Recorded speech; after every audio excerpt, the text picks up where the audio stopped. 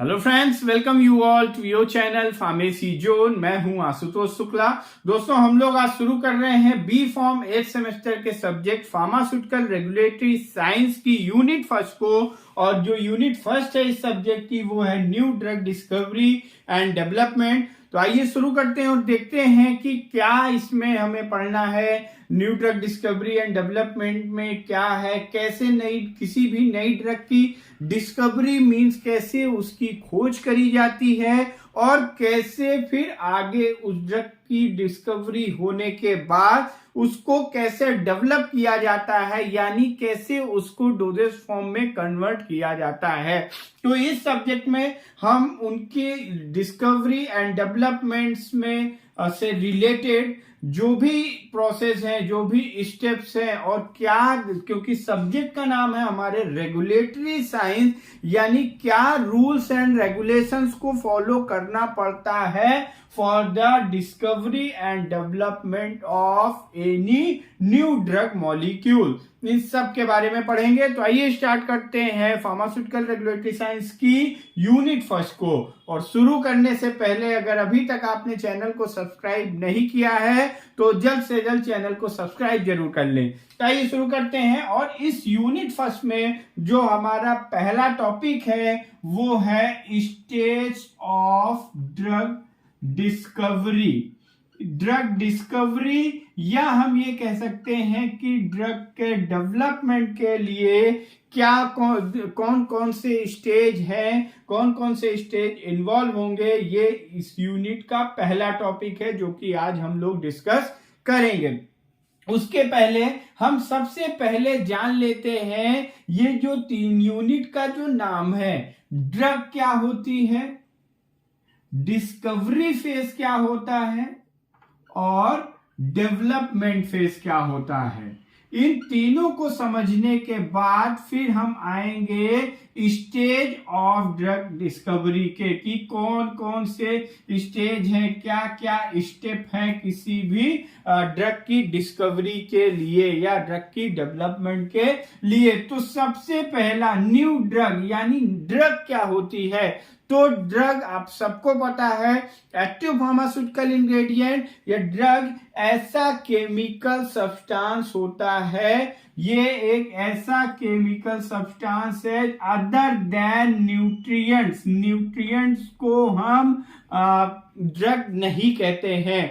Other than nutrients के अलावा any chemical substances with known structure, जिनका हमें केमिकल स्ट्रक्चर पता हो, विथ नोन केमिकल स्ट्रक्चर कहेंगे। इनके केमिकल फॉर्मूलाज हमें पता हो, इनका केमिकल स्ट्रक्चर हमें पता हो, क्योंकि जब तक इसका केमिकल फॉर्मूला, केमिकल स्ट्रक्चर हमें नहीं पता होगा तो इस केमिकल सब्सटेंस, इस मॉलिक्यूल के नेचर को हम नहीं पता कर पाएंगे, उसकी प्रॉपर्टीज को हम नहीं पता कर पाएंगे। फिर फर्दर वो हमारे ड्रग के डेवलपमेंट में डिफिकल्टी करेगा, ड्रग के डेवलपमेंट में दिक्कत करेगा। तो any chemical substance other than nutrient with non chemical structure which during administration या which upon administration produces any biological effect, या हम इसे कह सकते हैं कि थेरापेटिकल इफेक्ट। मींस कोई भी ऐसा केमिकल सब्सटेंस जो कि एडमिनिस्टर करने में बॉडी में वो फार्माकोलॉजिकल रिस्पांस प्रोड्यूस करे या किसी तरीके का बायोलॉजिकल रिस्पांस प्रोड्यूस करे या थेरापेटिकल रिस्पांस प्रोड्यूस करे, उसे हम कहते हैं ड्रग। तो ड्रग हम समझ गए। दूसरा होता है डिस्कवरी फेज। डिस्कवरी की सिंपल जो मीनिंग होती है वो होती है खोज। तो यानी ड्रग की खोज करना। ये जो हम ड्रग की खोज करने के लिए हमें सबसे किसी भी चीज की खोज करना है तो हमारे पास सबसे पहला क्या होना चाहिए, कोई कॉन्सेप्ट होना चाहिए, कोई आइडिया होना चाहिए। कॉन्सेप्ट या आइडिया किससे संबंधित, कि हम किस चीज के लिए खोज रहे हैं। हम दवा खोज रहे हैं, हम केमिकल खोज रहे हैं, बट पहले हमें यह पता होना चाहिए कि किस डिजीज को या किस बायोलॉजिकल एबनॉर्मेलिटी को ट्रीट करने के लिए हम दवा की खोज कर रहे हैं। तो यहां पे जब हमारा टारगेट हमें पता होता है कि इस पर्टिकुलर काम के लिए हम किसी भी केमिकल सब्सटेंस की खोज कर रहे हैं, तो फिर वहां पे हम अलग अलग केमिकल्स पे स्टडी करते हैं, फिर उन केमिकल्स की स्क्रीनिंग करी जाती है, आइसोलेशन किया जाता है, फिर जब उसमें आइसोलेशन और अलग अलग उसमें से हम जब उसमें आइडेंटिफिकेशन करते हैं कि हम जिस भी पर्टिकुलर यूज के लिए, जिस भी पर्टिकुलर बीमारी को ठीक करने के लिए हम उस केमिकल सब्सटेंस की खोज कर रहे हैं, क्या जो हम केमिकल सब्सटेंस की स्टडी कर रहे हैं उसमें वो प्रॉपर्टीज हैं या नहीं। तो अलग अलग स्टेप को फॉलो करने के बाद, अलग अलग स्क्रीनिंग टेस्ट करने के बाद, आइडेंटिफिकेशन, इवैल्यूएशन, आइसोलेशन टेक्निक्स का यूज करने के बाद हमारे पास कुछ केमिकल्स आते हैं जिनको प्रति हम ये एश्योर होते हैं कि ये इस डिजीज में यूज किए जा सकते हैं। फिर आता है हमारा डेवलपमेंट फेज। यहां पे डिस्कवरी फेजेस में जो केमिकल सब्सटेंस हमारे पास आ जाते हैं उनका फिर फर्दर हम क्या करते हैं, सेफ्टी और इफिकेसी को चेक करते हैं। मींस हम ये देखते हैं कि ये जो केमिकल मॉलिक्यूल है ये लिविंग ऑर्गेनिज्म में सेफ है और इफेक्टिव है कि नहीं। सेफ्टी और इफिकेसी को एश्योर करने के बाद फर्दर हम उसको डोजेस फॉर्म में कन्वर्ट करते हैं। जिस भी रिलेवेंट डोजेस फॉर्म में वो कन्वर्ट किया जा सकता है, सॉलिड, लिक्विड, गैस, पैरेंटल, जिस भी फॉर्म में उसे हम कन्वर्ट कर सकते हैं, एप्लीकेबल जिस भी फॉर्म के लिए है उसमें फिर हम कन्वर्ट करते हैं और फाइनली एक हमारी डोजेस फॉर्म, एक हमारी मेडिसिन मार्केट में अवेलेबल होती है। तो ये तीन जो न्यू ड्रग डिस्कवरी, ये तीन मेन जो टर्म्स है हमने इनको देखा। अब हम आते हैं stage of drug discovery. Means कि एक ड्रग को डिस्कवर करने में या एक ड्रग को डेवलप करने में कौन कौन से मेन स्टेप्स इन्वॉल्व होते हैं और उनमें कौन कौन से रेगुलेशंस लगते हैं। तो सबसे पहला जो स्टेप है, यहाँ पे कई सारे स्टेप्स हैं, जो सबसे पहला स्टेप है उसे कहा जाता है early drug discovery phase. Early drug discovery phase. Early drug discovery phase मतलब कि जो पहले अभी हमने बताया कि हमारे पास पहले आइडिया, कॉन्सेप्ट आ जाता है कि किस पर्टिकुलर डिसऑर्डर के लिए, किस पर्टिकुलर डिजीज के लिए हम केमिकल को खोज कर रहे हैं। उस पे हम उसकी डिस्कवरी करते हैं और उसकी डिस्कवरी में कम से कम 1 से 2 साल लग जाता है इस फेज में। और ओवरऑल आपको बता दें, जो ड्रग डिस्कवरी या ड्रग डेवलपमेंट फेज में, ड्रग डिस्कवरी या ड्रग डेवलपमेंट से मतलब यहाँ पे ये है कि हम कई सारे मॉलिक्यूल्स के साथ स्टार्ट करते हैं और फाइनली हम लास्ट जो इस फेज का जो लास्ट फेज होगा, अभी जो हम डिस्कस करेंगे, वहां पे हम आते हैं। तो हमारे वो लास्ट फेज में हम ये कंक्लूड करते हैं कि जितने भी केमिकल के साथ हमने स्टडी को शुरुआत की थी और लास्ट में फाइनली कोई एक मॉलिक्यूल निकल के आएगा जिसको हम डोजेस फॉर्म में कन्वर्ट करके उसकी मार्केट में लॉन्च करेंगे।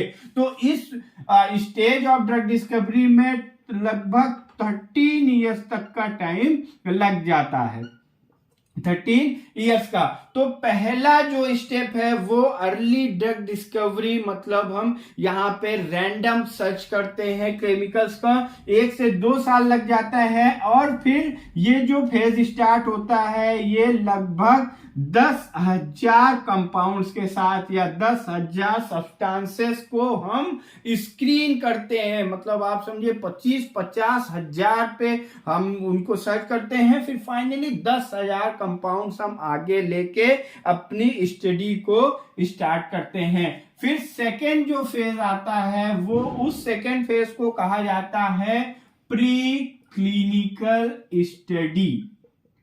प्री क्लिनिकल स्टडी या इसे हम कहते हैं in vitro studies. In vitro studies, in vitro studies में फिर हम यहाँ पे जो भी हमारे ड्रग मॉलिक्यूल्स हैं उन ड्रग मॉलिक्यूल्स पे हम क्या करते हैं, उनकी इन विट्रो टेस्टिंग करते हैं। इन विट्रो टेस्टिंग में फिर ये जो हमारे पास इतने कंपाउंड्स हैं इनमें से हम करते हैं इनकी स्क्रीनिंग करते हैं। स्क्रीनिंग का मतलब हम जो पैरामीटर्स पे टेस्ट कर रहे हैं। इन विट्रो स्टडी मतलब कि दो तरीके की स्टडीज होती है, in vitro and in vivo. In vivo means कि इनसाइड द लिविंग ऑर्गेनिज्म। जब हम लिविंग ऑर्गेनिज्म में उस टेस्ट को करते हैं तो उसे इन वीवो कहा जाता है, और in vitro means outside the living organism, यानी कि लैबोरेटरी में जहां पे हम ये same as biological conditions provide करके जहां पे हम टेस्ट करते हैं। तो यहाँ पे हम स्क्रीनिंग करते हैं, फिर इवेल्युएट करते हैं कि जिस भी हम प्रॉपर्टीज के लिए, जिन कैरेक्टरिस्टिक्स के लिए इस ड्रग का यूज कर रहे हैं उसमें वो फीचर्स हैं या नहीं। उसके बाद उसकी फार्मेकोकाइनेटिक प्रॉपर्टीज को डिटरमाइन करते हैं।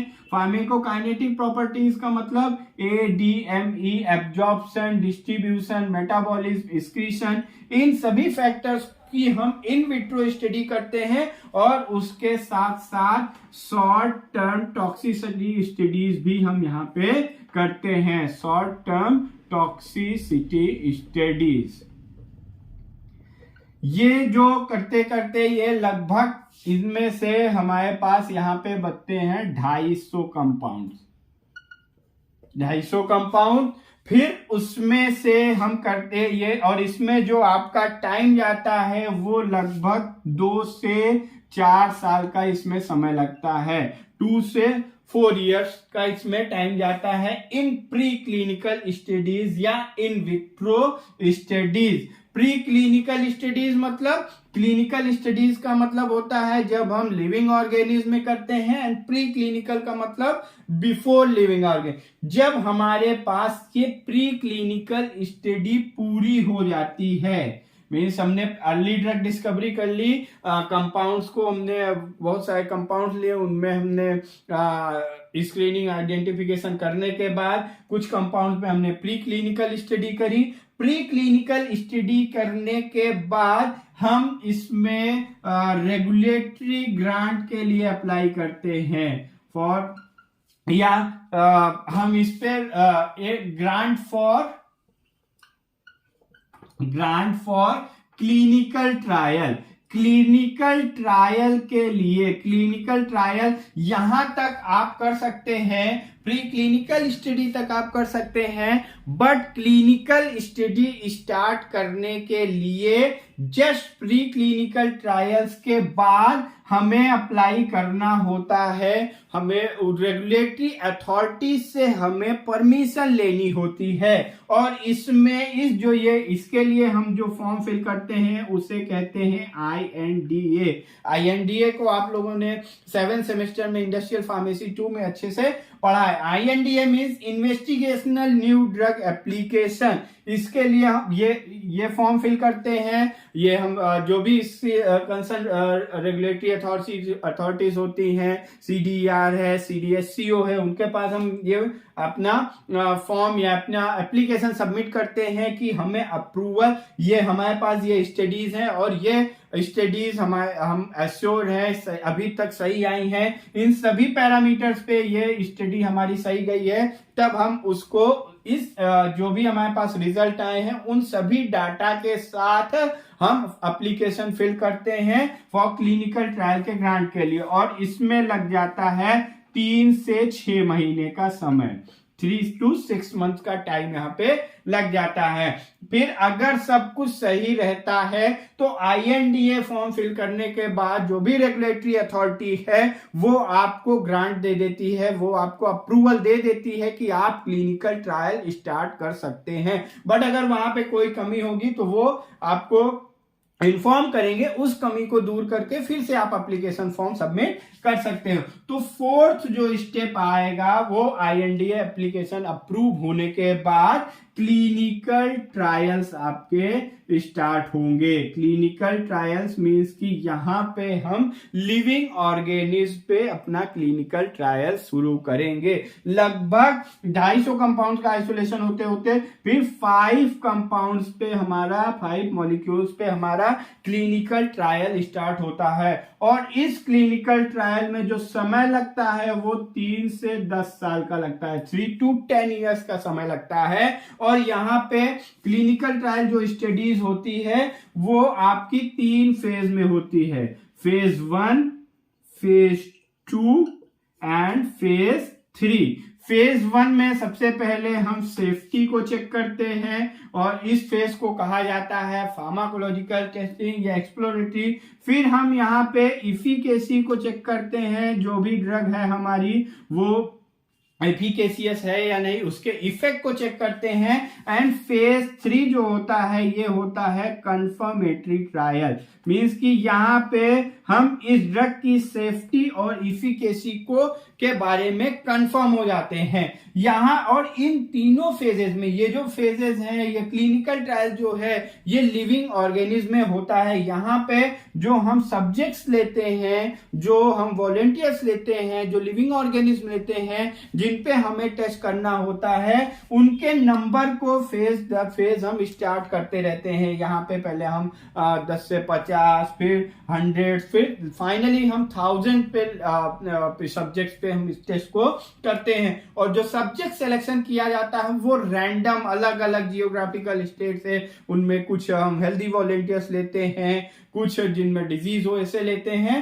ताकि हम फुल्ली एश्योर्ड हो जाएं about the efficacy and safety of the new drug molecule. तो फेज 4 पे हम स्टेज 4 पे हम क्लिनिकल ट्रायल्स करते हैं। और इस क्लिनिकल ट्रायल के कंप्लीट होने के बाद, इन क्लिनिकल ट्रायल के सक्सेसफुली कंप्लीट होने के बाद फिर हम एप्लीकेशन फिल करते हैं ग्रांट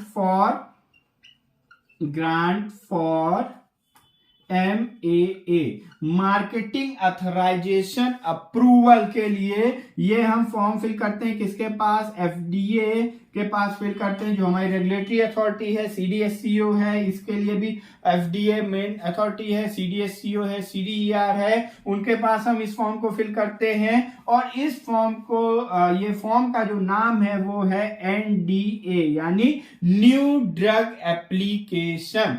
और इसके न्यू ड्रग एप्लीकेशन जब फॉर्म हम सबमिट करते हैं तो इस फॉर्म के साथ जितने भी ये जो 4 स्टेज हैं, इन चारों स्टेज के डाटा को, जो भी इसके रिजल्ट आए हैं, उस रिजल्ट के साथ हम इस फॉर्म को सबमिट करते हैं। फिर रेगुलेटरी अथॉरिटीज इसकी रिव्यू करती हैं। अगर वो सभी सही है तो आपको अप्रूवल मिलता है, अदरवाइज आपको इन्फॉर्म किया जाता है कि ये कमी है, उस कमी को दूर करके फिर आप अप्लाई कर सकते हैं। और अगर कहीं पे कुछ ऐसा है कि कोई बड़ी मिस्टेक है जिसके द्वारा इसको आप अप्रूवल नहीं मिल सकता है, तो यहाँ पे अप्रूवल कैंसिल भी हो जाते हैं। बट जनरली कुछ माइनर मिस्टेक्स होती हैं तो उनको दूर करके फिर आप NDA के लिए अप्लाई कर सकते हैं। और यहाँ पे आपका समय जो लगता है वो 0.5 मंथ, मतलब 5 महीने से लेके 2 साल तक का समय लगता है। और यहाँ पे आपने 5 कंपाउंड पे क्लिनिकल ट्रायल किया, फिर फाइनली जाके आपके पास एक मॉलिक्यूल आता है। फिर लास्ट में इसके बाद आपको अगर NDA का अप्रूवल मिल गया, इट मींस कि अब आपको मार्केटिंग अथराइजेशन अप्रूवल मिल गया, मतलब कि अब ड्रग को आप ड्रग डेवलपमेंट का मतलब अब आप ड्रग का लार्ज स्केल प्रोडक्शन स्टार्ट कर सकते हैं और उसके बाद आप उसको मार्केट में लॉन्च कर सकते हैं, उसकी मार्केटिंग यानी उसका बिजनेस स्टार्ट कर सकते हैं। इसके बाद भी पोस्ट मार्केटिंग ट्रायल्स भी चलते रहते हैं। पोस्ट मार्केटिंग ट्रायल का मतलब जब ड्रग हमारी मार्केट में आ जाती है तब भी उस पे जो भी ट्रायल्स हैं उस पे टेस्टिंग चलती रहती है कि उस ड्रग के मार्केट में आने के बाद कहीं कोई सीवियर एडवर्स रिस्पॉन्सेस, कोई सीवियर साइड इफेक्ट तो नहीं आ रहे हैं। तो यानी ये टोटल 6 स्टेप्स हैं, 6 स्टेजेस हैं for drug discovery, for any new drug discovery, for any new drug development. पहला है early drug discovery phase, pre clinical studies and then clinical trial and finally post marketing approval. और इन दोनों के भी pre clinical study complete होने के बाद आपको आईएनडी एप्लीकेशन फिल करना होता है, रेगुलेटरी अथॉरिटीज का अप्रूवल लेना होता है। INDA means investigational new drug application. उस आईएनडीए का अप्रूवल मिलने के बाद आप क्लिनिकल ट्रायल स्टार्ट कर सकते हैं। फिर क्लिनिकल ट्रायल कंप्लीट होने के बाद आपको एनडीए यानी new drug application regulatory authorities को सबमिट करना होता है।